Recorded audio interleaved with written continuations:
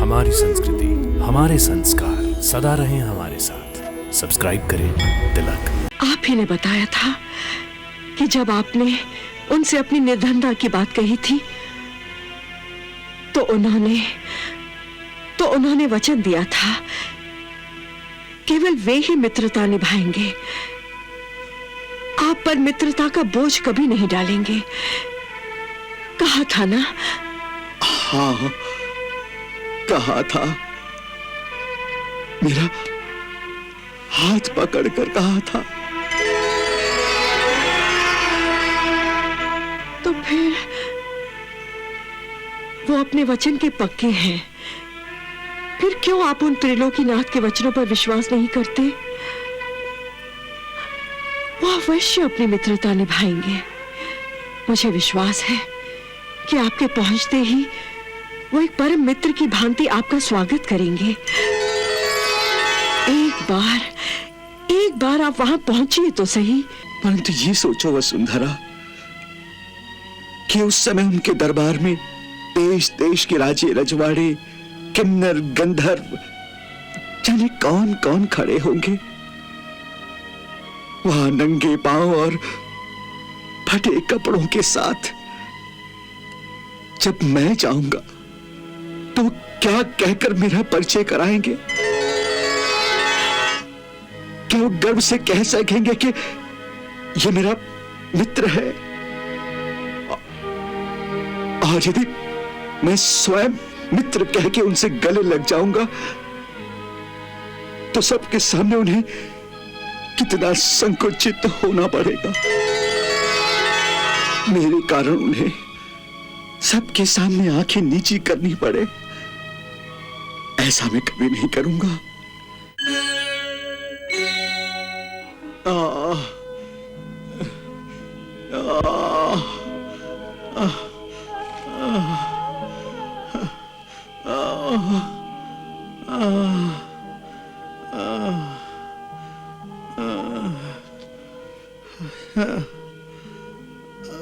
श्री कृष्ण, श्री कृष्ण, श्री कृष्ण, श्री कृष्ण, श्री कृष्ण, श्री कृष्ण,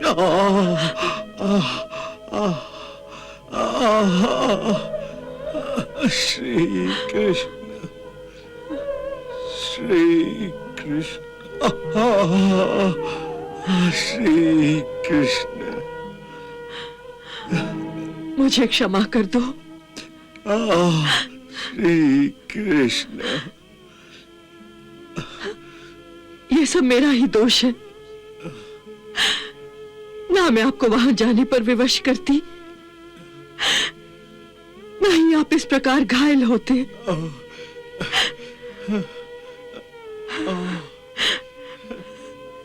हे विधाता, हमने तेरा क्या बिगाड़ा है जो तू हमें इतने दुख दे रहा है? नहीं वसुंधरे, इसमें विधाता का कोई दोष नहीं। ये तो अपने पूर्व जन्म के कर्मों का फल है। इसलिए विधाता को क्यों पुकारती हो? तो फिर किसे पुकारूं? आपके मित्र श्री कृष्ण को? उनको भी पुकारने से क्या लाभ? देखो वसुंधरे, एक बात समझ लो कि संसार में हर प्राणी को अपने पूर्व जन्म के कर्मों का फल, चाहे दुख हो या सुख, स्वयं ही भोगना पड़ता है। इस जीवन का अंतिम ध्येय है मोक्ष, परंतु जब तक उसके कर्मों के फल का भोग अभी बाकी है तब तक कोई भी जीव मोक्ष प्राप्त नहीं कर सकता। मोक्ष? मोक्ष की चिंता आपको होगी। मुझे मोक्ष वोक्ष कुछ नहीं चाहिए। मुझे तो इस वक्त मोक्ष की जगह अपने बच्चों और पति के लिए थोड़े से अन्न की अधिक आवश्यकता है। आप तो परम ज्ञानी हैं, परंतु आपको एक ऐसी स्त्री के हृदय की वेदना का ज्ञान नहीं हो सकता जिसकी आंखों के सामने उसके बच्चे भूखे पेट सिसक कर सो गए हो, जिसका पति अपने बीवी बच्चों के लिए कुछ धन कमाने गया था, परंतु एक निर्दयी राजा के हाथों घाव लेकर आ गया है। ऐसी मां और ऐसी पत्नी के हृदय की पीड़ा का ज्ञान आपके किसी शास्त्र में नहीं लिखा होगा। यह समझने के लिए आपको वो शास्त्र छोड़कर जीवन शास्त्र पढ़ना होगा। जीवन शास्त्र पढ़िए नाथ, और जो मैं कहती हूं उस पर विश्वास कीजिए। मुझसे अब और सहा नहीं जाता, नहीं सहा जाता।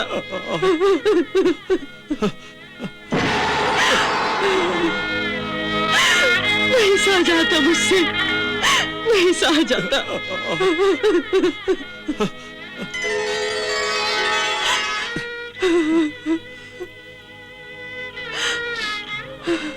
नहीं वसुंधरे, नहीं। अच्छा, पढ़ता हूं, जीवन शास्त्र भी पढ़ता हूं।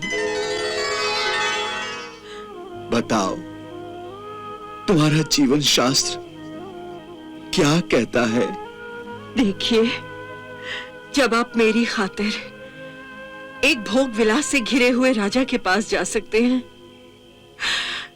तो फिर मेरी ही खातिर आप अपने श्री कृष्ण के पास क्यों नहीं जा सकते?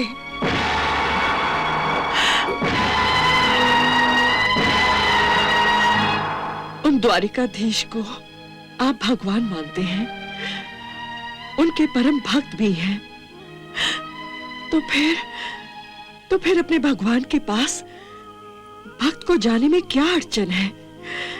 क्या हिचकिचाहट है? क्या शर्म है?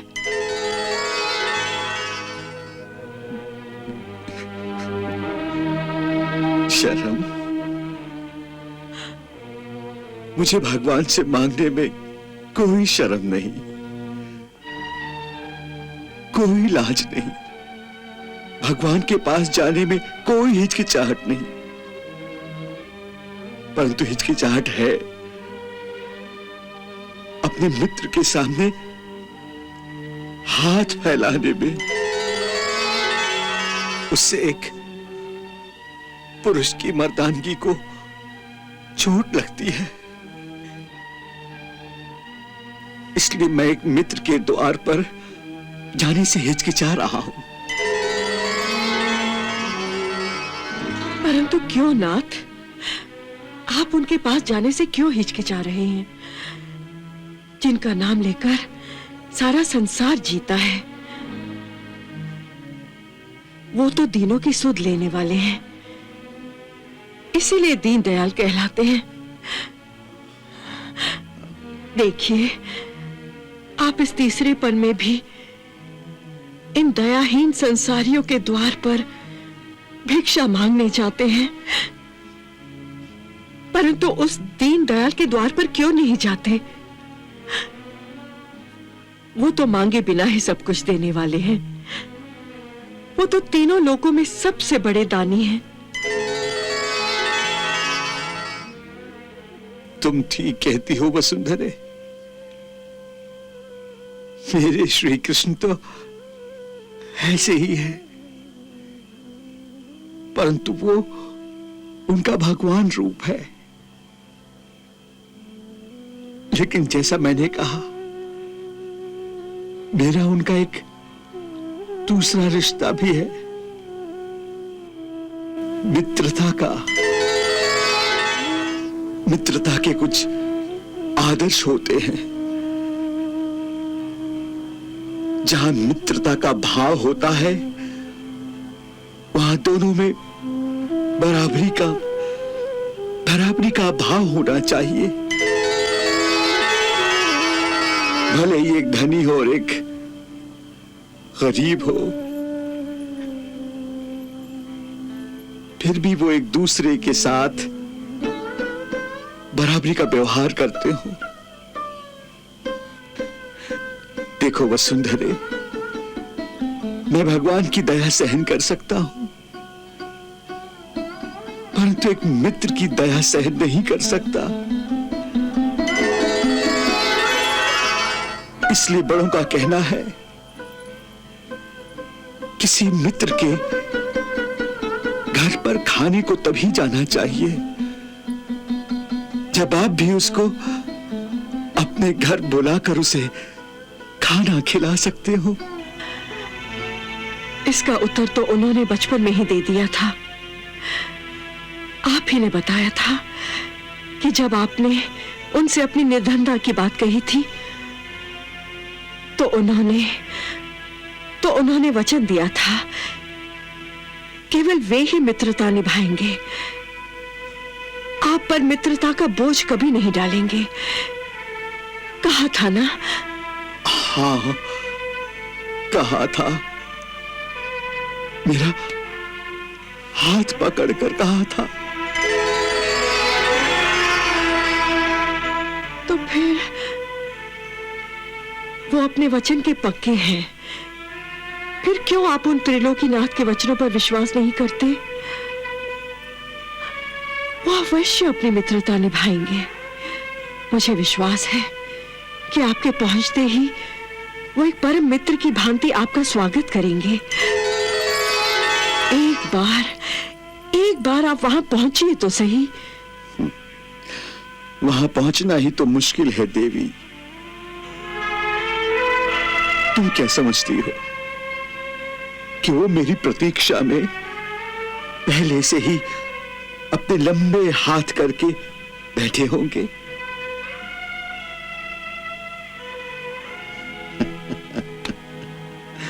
नहीं वसुंधरे, वो राजेश्वर हैं।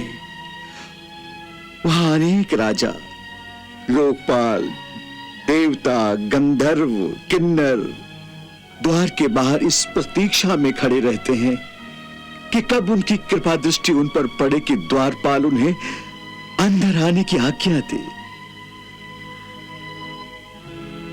वहां तक मेरे जैसा फटे हाल दीन व्यक्ति कैसे पहुंच सकता है?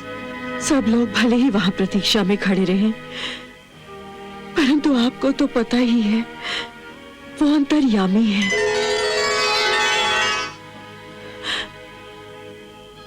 आपके पहुंचने पर वो स्वयं ही जान जाएंगे और सबसे पहले आपसे ही भेंट करेंगे। कोई द्वारपाल आपको नहीं रोकेगा।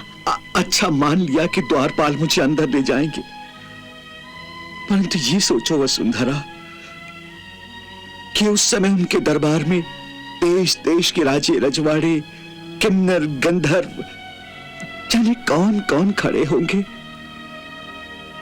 वहां नंगे पांव और फटे कपड़ों के साथ जब मैं जाऊंगा तो क्या कहकर मेरा परिचय कराएंगे? क्या वो गर्व से कह सकेंगे कि ये मेरा मित्र है? और यदि मैं स्वयं मित्र कह के उनसे गले लग जाऊंगा तो सबके सामने उन्हें कितना संकुचित होना पड़ेगा। मेरे कारण उन्हें सबके सामने आंखें नीची करनी पड़े, ऐसा मैं कभी नहीं करूंगा। इससे तो यही अच्छा है कि अब तक जैसे सुख दुख के दिन किसी न किसी प्रकार काट लिए, बाकी जितने रह गए हैं वो भी उसी प्रकार कट जाएंगे। अब जीवन के अंतिम पहर में एक मित्र का एहसान लेकर कनौड़ा क्यों बनाती हो मुझे? जो तीनों लोगों के ठाकुर हैं, जिन्हें दीनहीन ही प्यारे हैं, ऐसे मित्र के सामने एक बार क्या 1000 बार भी कनौड़ा बनना पड़े तो लाज नहीं करनी चाहिए स्वामी। वसुंधरे, वसुंधरे, अब और हठ ना करो। ये समझ लो कि जब कोई मनुष्य किसी के सामने हाथ फैलाकर कहता है कि कुछ दो, तो उसके मान, बड़ाई, प्रेम, गरुआपन, स्नेह, इन पांचों का तत्काल नाश हो जाता है। इसीलिए कहा है, विपत्ति पड़े पे द्वार मित्र के न जाइए। विपत्ति पड़े पे द्वार मित्र के न जाइए।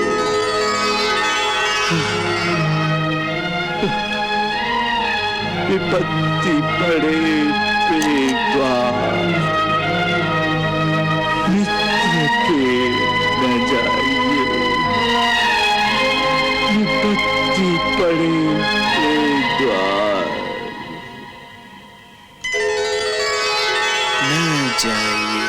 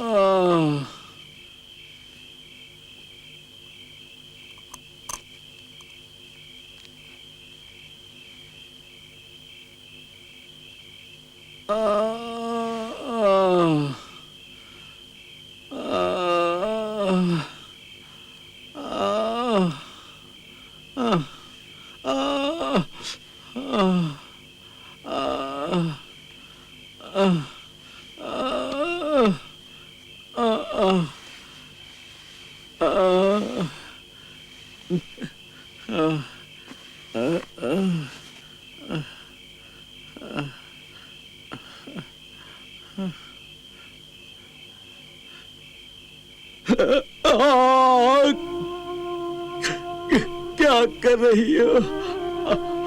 हाथ मत लगाओ, बहुत दुखता है। थोड़ा दुखेगा, पर घाव पर तेल लगा देती हूँ, कल तक आराम हो जाएगा।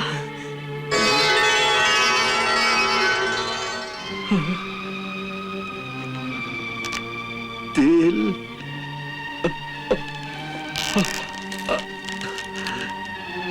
तेल?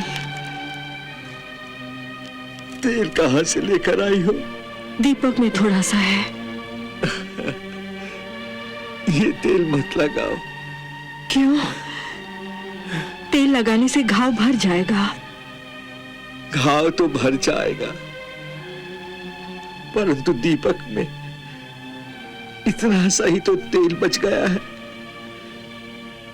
यदि कल भिक्षा न मिली तो घर में दीपक भी नहीं जलेगा।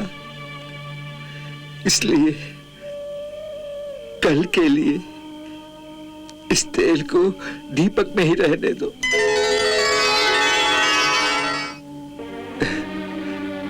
मेरा घाव इतना गहरा नहीं है, स्वयं ही ठीक हो जाएगा। जाओ, तुम सो जाओ, तुम सो जाओ। हे कृष्ण।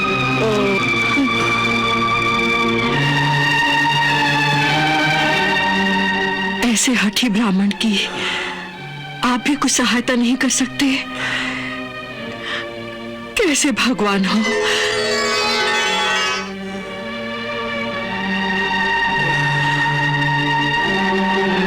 ये मुझसे सेवा नहीं कराते, इतना सही,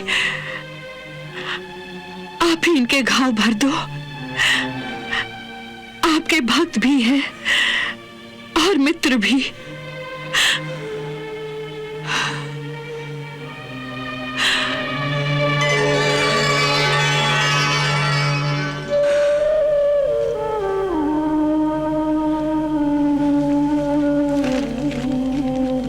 श्री कृष्ण,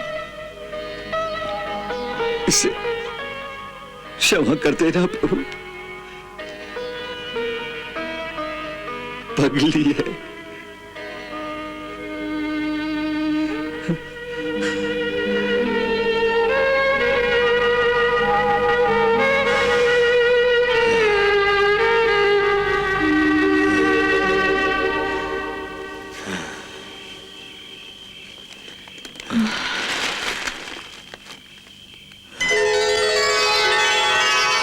लो देवी, पत्नी ने आदेश दे दिया कि मैं स्वयं जाकर सुदामा की सेवा करूं, और सुदामा उसके लिए प्रार्थना कर रहा है कि पगली समझकर उसे क्षमा कर दूं।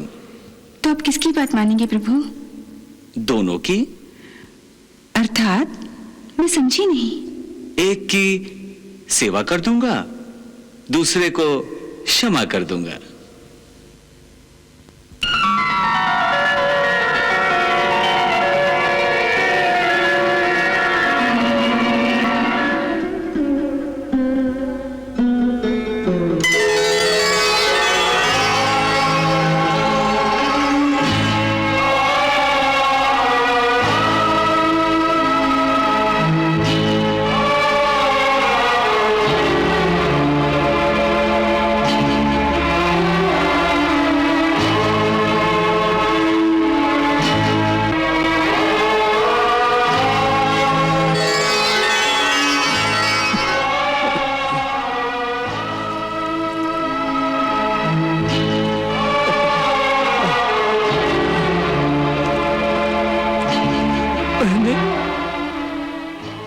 मैंने तो मना किया था ना, तेल मत लगाओ,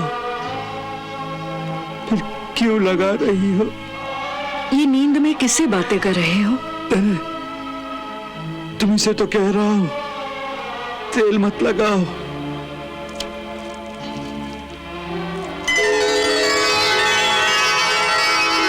परंतु मैं कब तेल लगा रही हूँ? तेल नहीं लगा रही हो तो फिर क्या लगा रही हो?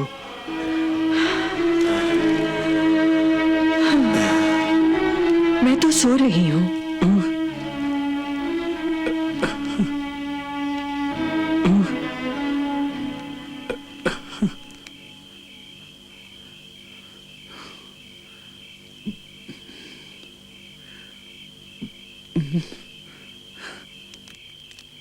वसुंधरे,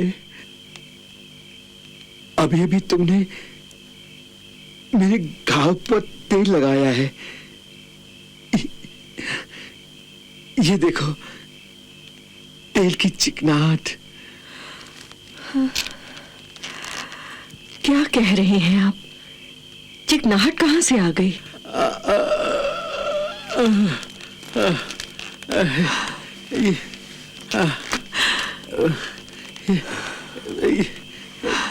ये देखो, अरे ये तो क्या? ये तो माखन है।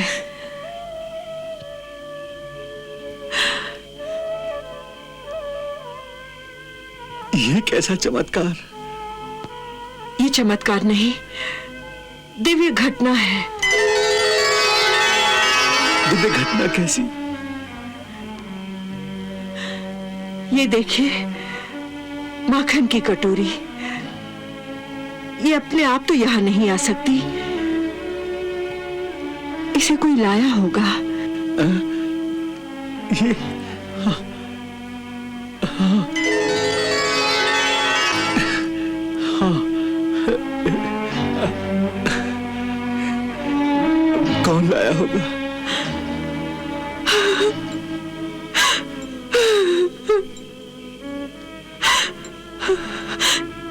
अभी तक नहीं समझे नाथ?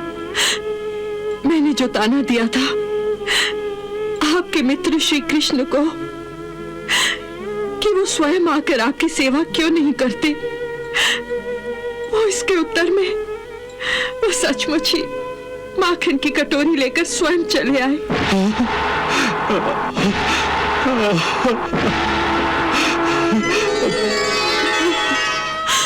मुझसे भूल हो गई, मुझे क्षमा कर दीजिए नाथ, मुझसे पाप हो गया। मैं पापी हूँ।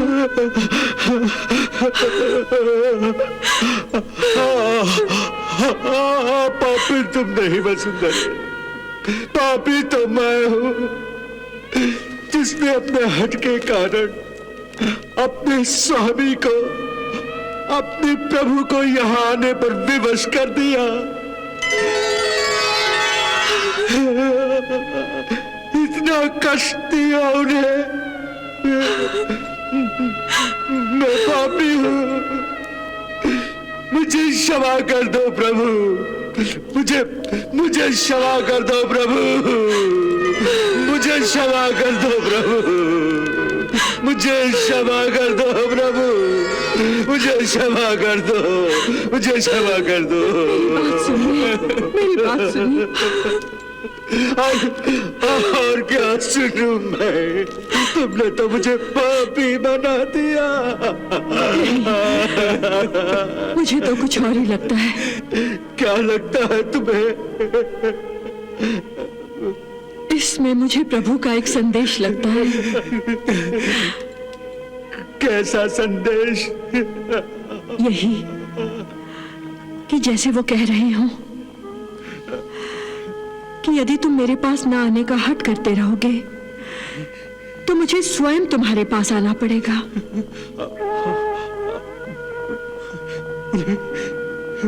स्वयं आना पड़ेगा? हाँ। नहीं नहीं प्रभु, प्रभु तुम्हें यहाँ आने की आवश्यकता नहीं, नहीं प्रभु।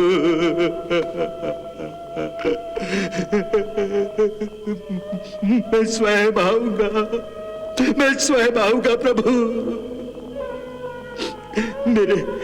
मेरे हट को क्षमा कर दो प्रभु,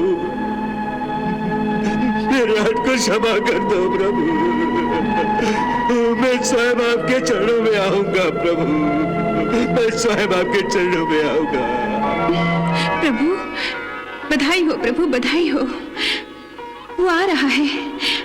आप यही चाहते थे ना? लो, भगवान की जीत हो गई। ये भगवान की जीत नहीं रुक्मिणी, एक मित्र की जीत है।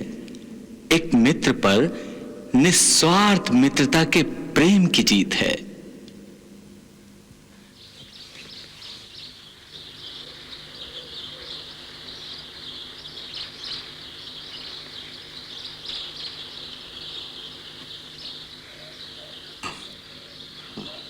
श्री कृष्ण, श्री कृष्ण, श्री कृष्ण, श्री कृष्ण, श्री कृष्ण, श्री कृष्ण, श्री कृष्ण, श्री कृष्ण, श्री कृष्ण, श्री कृष्ण, श्री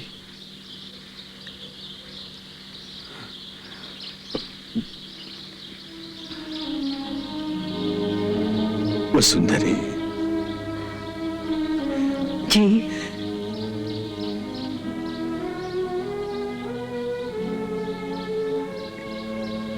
एक बात का संकोच हो रहा है। फिर संकोच? अब कैसा संकोच हो रहा है?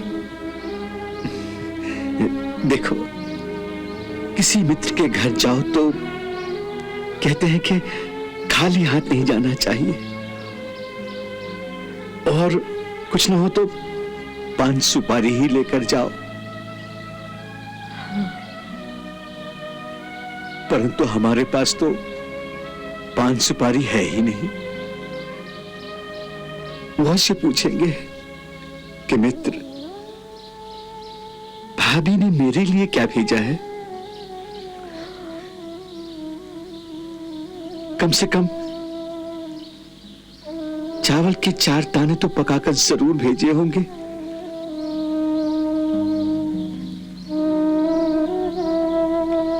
तो क्या उत्तर दूंगा? तनिक ठहरिए स्वामी, मैं भी पास वाली पंडिताइन से कुछ मांग कर लाती हूँ। श्री कृष्ण, श्री कृष्ण, श्री कृष्ण, श्री कृष्ण, श्री कृष्ण, श्री कृष्ण, श्री कृष्ण, श्री कृष्ण, श्री कृष्ण।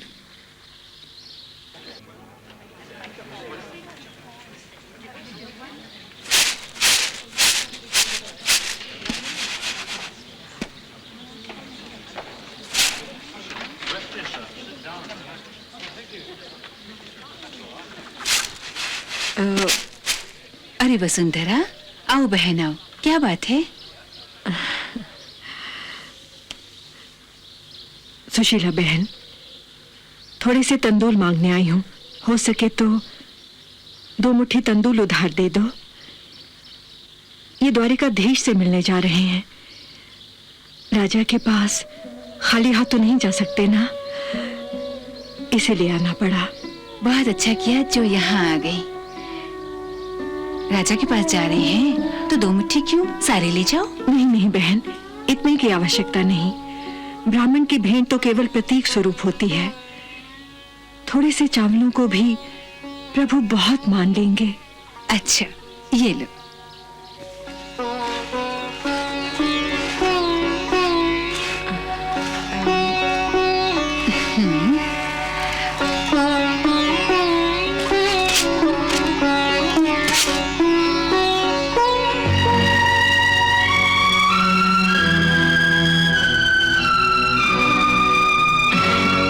अच्छा बहन, अच्छा।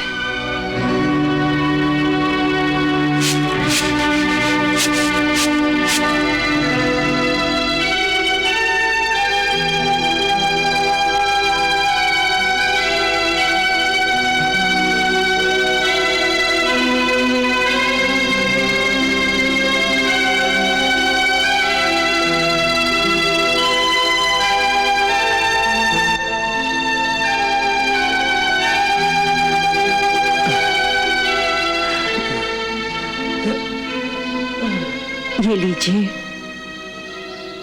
सुशीला से थोड़े से तंदूर ले आई हूं। मेरी ओर से प्रभु को यही भेंट कर देना।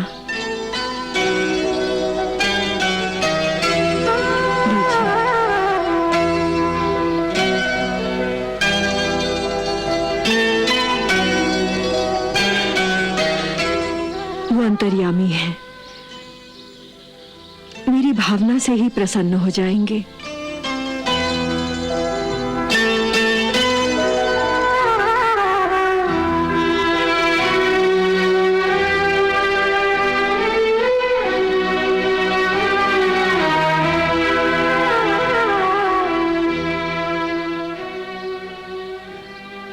मेरे पास इतना ही है प्रभु। इतना भी बहुत है मित्र। अरे वाह प्रभु, आपकी भाभी ने तो आपके मजे करा दिए। अकेले मत खा जाना। सोच रहा हूं कि ये लड़खड़ाता हुआ ब्राह्मण द्वारिका तक पहुंचेगा कैसे? क्या बात है प्रभु, कोई नई लीला करने का विचार है? मित्रों में तो चुगलबाजी होती रहती है।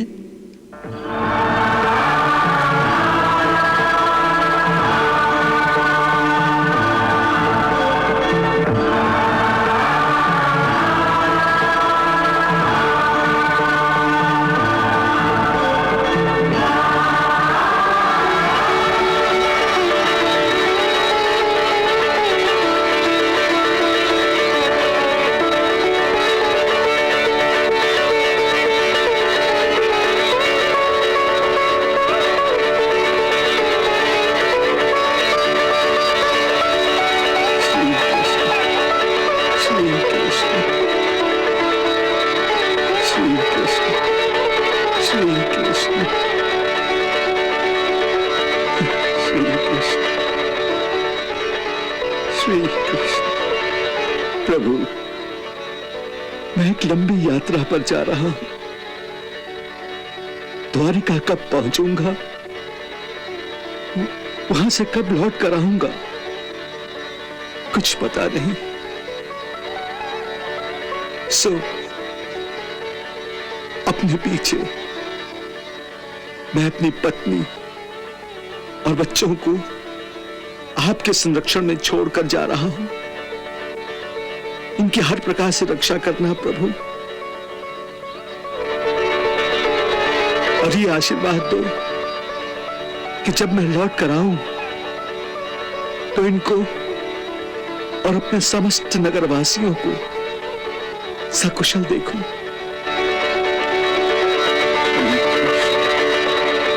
श्री कृष्ण, श्री कृष्ण। प्रभु, प्रभु, श्री कृष्ण, श्री कृष्ण। प्रभु, श्री कृष्ण, श्री कृष्ण, श्री कृष्ण, श्री कृष्ण, श्री कृष्ण, श्री कृष्ण, श्री कृष्ण। प्रभु, श्री कृष्ण, श्री कृष्ण, श्री कृष्ण।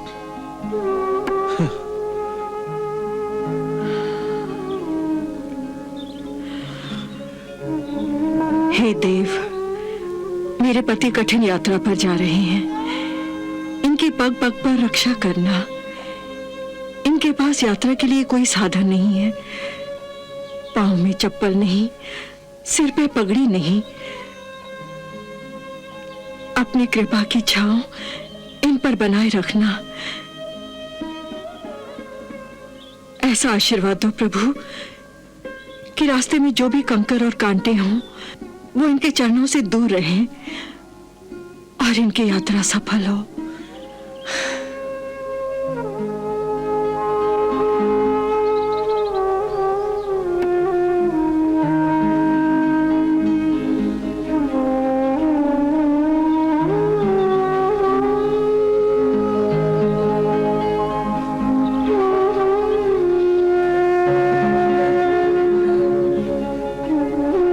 श्री कृष्ण, श्री कृष्ण, श्री कृष्ण।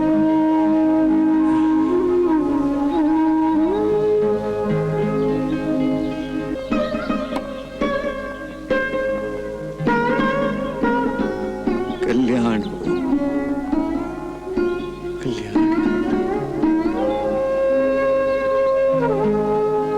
मां भगवती की कृपा से मैं शीघ्र ही आपका हंसता हुआ मुख फिर से देखूं। वसुंधरे, अपना ध्यान रखना। बच्चों से कहना मैं शीघ्र ही लौट कर आऊंगा। आप भी अपना ध्यान रखना। और हाँ, किसी अनजाने व्यक्ति की बातों में ना आ जाना। हाँ। सुना है रास्ते में निर्जन स्थान पड़ते हैं जहां चोर यात्रियों का सामान लूटने के लिए घूमते रहते हैं। भाग्यवान, मेरे पास से चोर क्या चुराएगा? मेरे पास है ही क्या चुराने के लिए? एक भगवान की भक्ति के सिवा भक्ति ही मेरा सामान है, भक्ति ही मेरी संपत्ति है। सो यदि कोई मेरी भक्ति को चुरा कर ले जाएगा तो अच्छा है, वो भी भक्त बन जाएगा। श्री कृष्ण, श्री कृष्ण। अच्छा, अपना ध्यान रखना। अब तुम जाओ, बच्चों के जागने का समय हो गया है। अगर वो पूछें तो उनसे कहना कि मैं द्वारिका से उनके लिए अच्छी अच्छी मिठाई लेकर आऊंगा।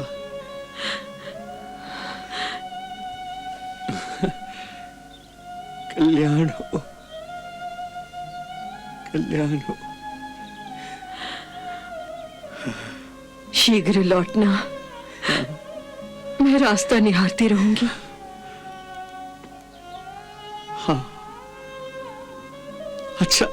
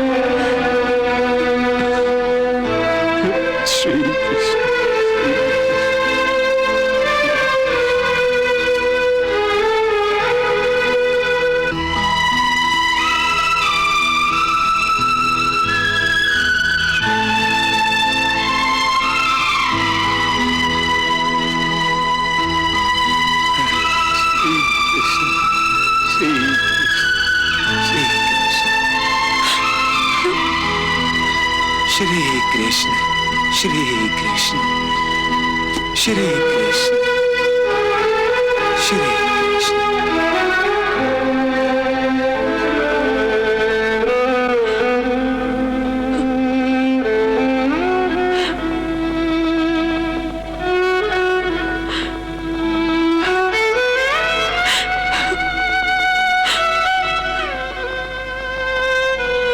चला सुदामा कृष्ण से मिलन द्वारिका धाम, जहाँ सुदामा के बसे बाल सखा घनश्याम, बाल सखा घनश्याम।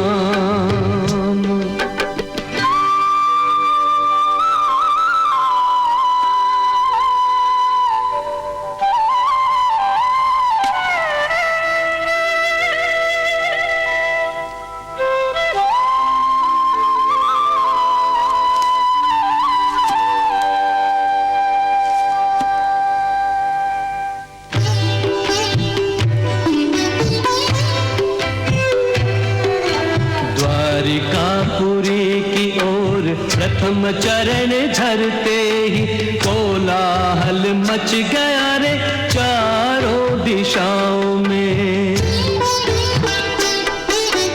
तीनों लोक सहम गए, अचरज से देख रहे, कौतूहल व्याप्त हुआ सारे देवताओं में। सृष्टि के रचयिता ब्रह्मा जी को चिंता हुई, ऐसी प्यारी सृष्टि हरि देना डाले दान में। कृष्ण ने सुदामा को स्वर्ग दान दे दिया, तो देवता रहेंगे जाके कौन से स्थान में।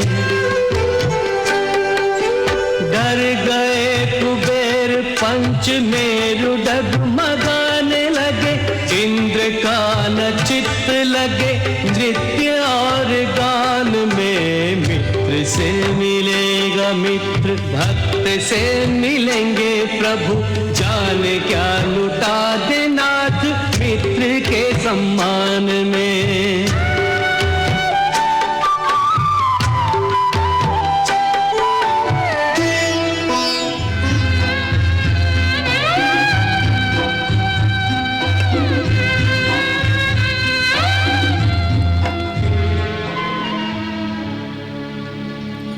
भगवान, आपका भक्त तो शीघ्र ही हिम्मत हार बैठेगा। मुझे नहीं लगता कि द्वारिका तक पहुंच पाएगा।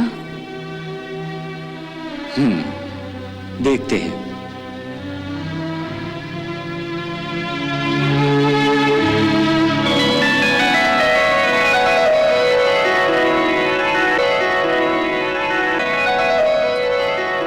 श्री कृष्ण, श्री कृष्ण श्री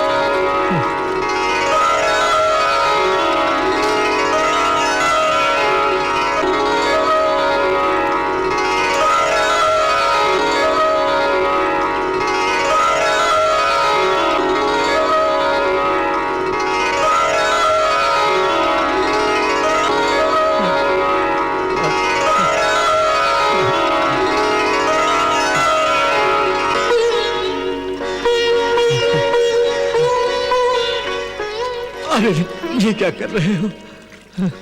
विप्रवर, आपकी वेशभूषा देखकर लग रहा है कि आप ब्राह्मण हैं तथा आपकी आंखों में आध्यात्मिक तेज भी है, जिसे देखकर मन ने चाहा कि आपका आदर सत्कार करूं। भला एक सच्चे ब्राह्मण का आदर करने का अवसर मैं कैसे छोड़ दूं? ये सचुई बाबा, बड़े संस्कारी लगते हो। क्षमा करें दीन बंधु, आप आ कहां से रहे हैं और आप जा कहां रहे हैं? आपका शुभ नाम क्या है? मेरा नाम सुदामा है। हाँ, परंतु इतनी कड़ी धूप में इस पीड़ा में भी आप यात्रा कर रहे हैं? अरे पीड़ा कैसी, तुम्हारी बंसी की धुन सुनते ही सारी पीड़ा दूर हो गई है। किशन कन्हैया की याद आ गई।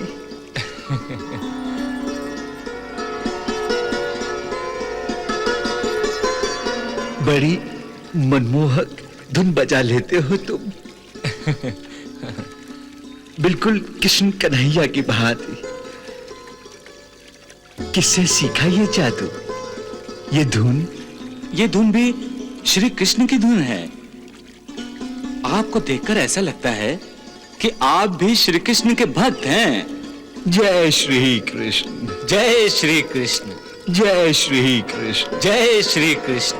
श्री कृष्ण मेरे भगवान भी हैं और मेरे परम मित्र भी।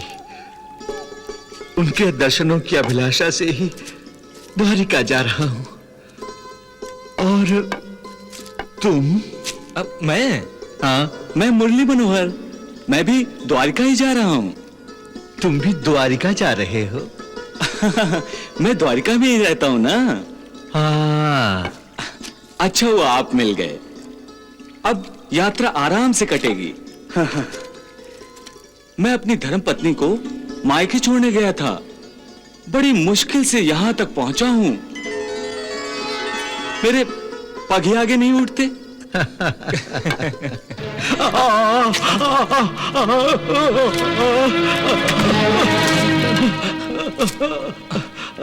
अरे पग उठाने में तो मुझे आपत्ति है। तुम्हें कैसी कठिनाई? तुम तो अच्छे भले जवान हो।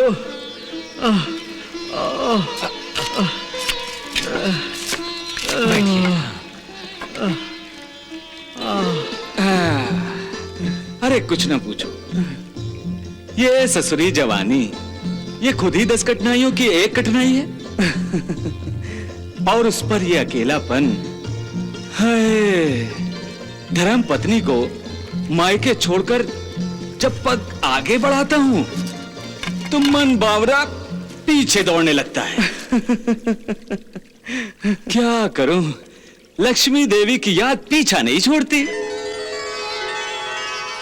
लक्ष्मी देवी यानी तुम्हारी पत्नी? हाँ, वो तो बड़ी ही सुंदर है, बहुत ही मनमोहक है। उसकी याद में कभी मुरली बजाता हूँ और कभी गाना गाता हूँ। लक्ष्मी जैसी हमरी होए, लक्ष्मी जैसी हमरी गोरी रे दुल्हनिया, दुल्हनिया बिन रहा जाए ना,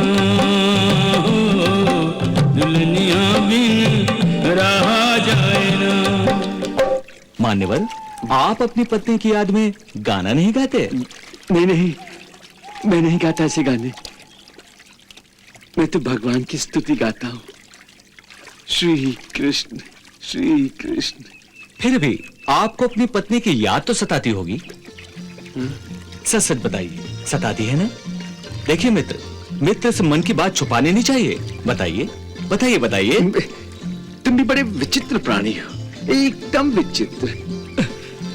अभी 2 पल ही नहीं हुए मिले हुए, लगे मित्रता जताने। श्री कृष्ण, श्री कृष्ण, श्री कृष्ण। अरे ब्राह्मण देव, बुरा क्यों मानते हो? अरे ब्राह्मण देव, अरे ब्राह्मण देवता, अरे रुक जाइए। अरे बुरा क्यों मानते हो? अरे ब्राह्मण देव, अरे भाई बुरा क्यों मानते हो? क्या है? अरे हम तो ऐसे ही हैं, जो मन में आता है सो बोल देते हैं। हमने आपको अपना समझा सो अपने मन की कह दी, पर यदि आप अपनी अपने तक ही रखें तो ये तो ठीक नहीं है ना।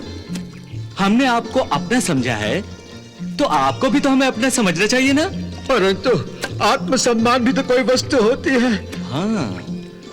अरे जब मैं अपने परम मित्र कृष्ण कन्हैया को अपनी दशा नहीं बताता हूँ, फिर तुम्हें कैसे बता दूं?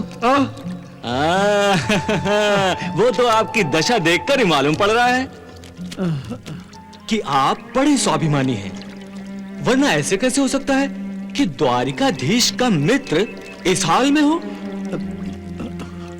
आप कुछ भी कहिए, एक भूल आप अवश्य कर रहे हैं। भूल? कौन सी भूल?